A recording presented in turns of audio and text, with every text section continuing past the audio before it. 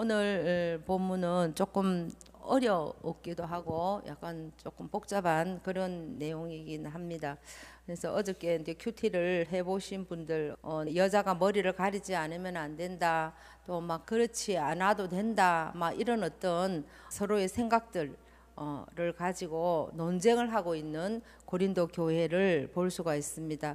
그래서 오늘날도 세상은 평등을 외치긴 해요. 그러나 그 어느 때보다도 갈등이 깊은 시대를 살아가고 있다는 것조차 우리는 알고 있습니다. 그래서 남성과 여성, 또 기성세대와 다음 세대, 서로의 권리만 주장하다가 보니까 관계는 무너지고 공동체는 하나 되지 못하고 있는 세상에 저희들이 살고 있습니다.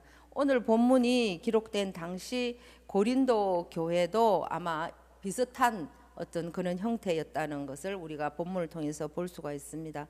복음 안에서 얻은 자유, 복음 안에서 얻은 자유를 오해를 했던 것 같아요. 그래서 당시 사회적인 그 미덕과 창조 질서를 깨뜨리며 자신의 이제 권리만을 주장하는 들이 있었다라는 것을 볼 수가 있습니다. 특히 예배 중에 여성의 머리에 수건을 쓰느냐 마느냐 이런 문제로 굉장히 시끄러웠다는 것을 볼 수 있습니다. 이 복잡한 상황을 사도 바울은 오늘 제목대로 어떻게 정리를 하고 계십니까? 창조 질서 안에서 서로 존중하라. 하나님이 지으신 창조 질서 안에서 서로 존중하라는 메시지로 오늘 본문을 정리해 주고 계신 것 같습니다. 그래서 11절에서 12절 말씀을 보면, 그러나 주 안에는 남자 없이 여자만 있지 않고 여자 없이는 남자만 있지 아니하니라. 이는 여자가 남자에게서 난 것 같이 남자도 여자로 말미암아 났음이라. 그러나 모든 것은 무엇으로부터 났다고요? 하나님에게로부터 났다라고 말씀하고 있습니다. 그래서 당시에 고린도 교회의 그 몇몇 여성들은 그리스도 안에서 남녀는 하나다, 이렇게 평등을, 남녀 평등을 외치고, 심지어는 여자가 더 우월하다, 더 우수하다라고 외치는 자들도 있었다는 거예요. 그래서 그렇게 이제 이렇게 그리스도 안에서 남녀는 하나라, 이렇게라고, 하나이고 자유다, 자유가 우리에게도 자유가 있다라고 외치면서 이제 남자의 권위나 그런 어떤 창조의 차례 따위는 필요 없다, 남자에게서 여자가 났다, 이런 차례 따위는 필요 없다. 이미 우리는 그리스도 안에서 평등을, 이렇게 자유를 얻었기 때문에 우리 마음대로 해도 된다 라는 어떤 식의 생각을 하면서 자유를 오히려 방종으로 그렇게 몰아가고 흘러가고 있었던 것 같습니다. 그래서 이런 사상이 오늘날도 팽배해요. 이런 여성이 이렇게 남성을 이렇게 막 누르고, 남자는 심지어는 아버지도 다 이 땅에서 없어져야 된다, 이런 사상을 외치는 사상이 있어요. 어떤 사상일까요? 페미니즘이에요. 페미니즘. 남자들은 다 이 땅에서 없어져야 된다, 이렇게 하면서 굉장히 여성 우월주의로 가는 어떤 사상들이 굉장히 팽배하고 있습니다. 그래서 남자 자체를 혐오하는 거예요. 남자 자체를 혐오하면서 부정하는 그런 어떤 세태들로 와전되고 있습니다. 그래서 반면에 남자들은 또 어떻습니까? 여전히 가부장적이고, 자기들이 이렇게 막 이렇게 여성들을 눌러도 상관없다 라는 시선으로 여성들을 누르고 억압하려고 했던 것 같습니다. 아마 이 시대에 우리 이 초대교회는 이렇게 우리나라 옛날 조선시대처럼 여자들을 굉장히 무시하고, 여자와 아이는 숫자에도 치지 않았잖아요. 그래서 얼마나 무시당하고 있으면서 이런 말씀을 들으니까 이런 여자들이 이제 이렇게 도발을 하고 나서지 않았나라는 생각이 듭니다. 그래서 바울은 이 양극단의 결정을 어떻게 해결하려고 했을까요? 11절 앞에 보니까 주 안에는 이렇게, 그러나 주 안에는 이렇게 주님 안에서 생각하라고 말씀을 하고 있습니다. 주님 안에, 주 안에는 이런 라는 단어로 이 모든 생각들, 남자의 그 여성을 비하하는 생각이나 여자가 남자보다 우수하다라는 생각을 하는 것들이라 모든 것을 하나로 이렇게 딱 정리를 해주고 있다는 것을 볼 수가 있습니다. 주 안에서 생각해라. 주 안에서 생각해라고 기준을 잡아주고 있습니다. 그래서 주님 안에서 남녀는 결코 독립된 존재가 아니라 서로 없으면 존재할 수 없는 상호 의존적, 서로 도우면서 살아가야 할 상호 의존적인 존재라는 것을 말씀하고 있습니다. 그래서 인류 최초의 그 여자는 어디서 났죠? 남자의 갈빗대에서 났습니다. 저 오늘 보니까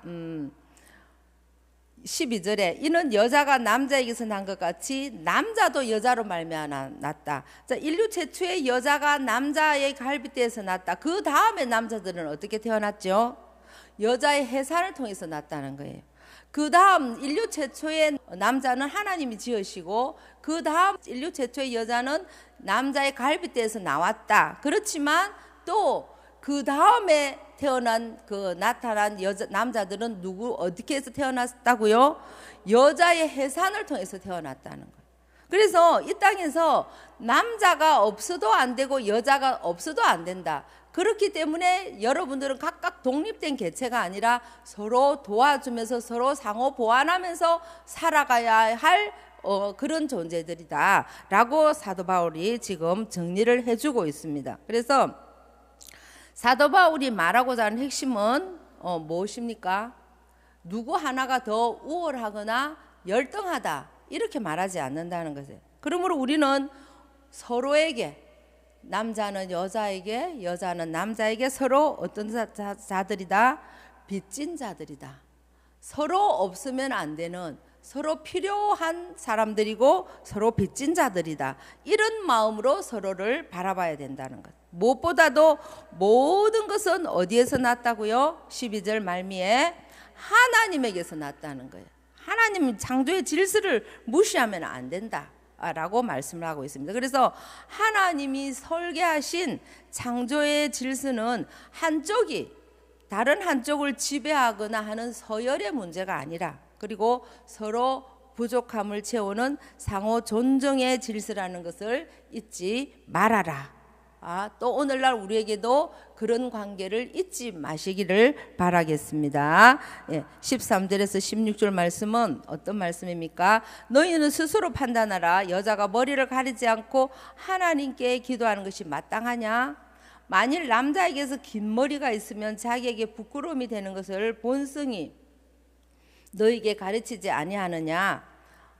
그렇게 쭉 말씀하시면서 13점 14절 이렇게 사도 바울은 말씀을 하고 있습니다. 당시에 그 머리에 무엇을 써고 예배를 드리고 이런 것이 아마 당시의 문화였던 것 같아요. 당시의 사회상이었던 것 같아요. 그래서 문화적 관습을 무시하는, 지금도 문화적 관습을 무시하고 만약에 살아가면 어떤 현상이 일어나겠습니까?